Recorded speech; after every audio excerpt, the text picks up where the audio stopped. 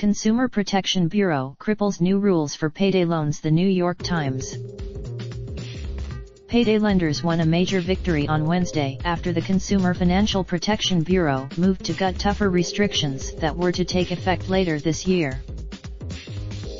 The industry has spent years trying to fend off the new rules, which were conceived during the Obama administration. The regulations were, in her first major policy move, the Bureau's new director, Kathleen Kraninger, proposed eliminating nearly all of the regulation's substantive requirements, including the ability to repay mandate. There was insufficient. A payday loan customer who borrows $500 would typically owe about $575 2 weeks later, an annual percentage rate of nearly 400%.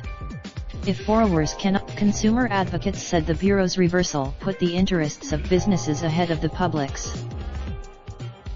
Linda June, the Senior Policy Counsel for Americans for Financial Reform, wondered whether the change was simply the result of the industry making enough noise.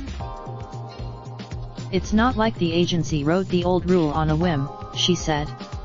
"It was the outcome. Payday loans are effectively illegal in about 20 states, but in the rest, they are profitable and popular." Americans borrowed nearly $29 billion from payday lenders in 2017, paying $5 billion in fees, according to estimates by John Hecht, an analyst at the financial services firm Jefferies. In an attempt to prevent borrowers from becoming trapped in a cycle of debt, the Bureau in late 2017. The rules were the regulation's centerpiece was its requirement that lenders underwrite most loans by verifying borrowers' income and debts to determine whether they could afford to pay the loans back while meeting other financial obligations. Making loans that, but under President Trump, the agency has shifted course and.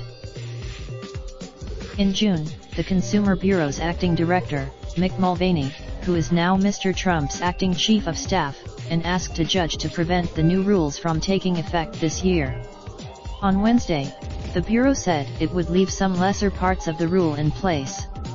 Most notably, lenders praised the changes but said they wished the Bureau had gone further.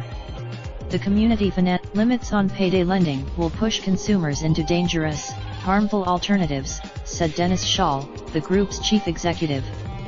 The trade group the agency has punished several payday lenders since Ms. Kraninger, although it has let them off with relatively light financial penalties. Last month, which runs the online lender Cashnetisa, for failing to honor promised loan extensions and for debiting customers' bank accounts without authorization. Innova, which the Bureau's new will be open for public comment for 90 days.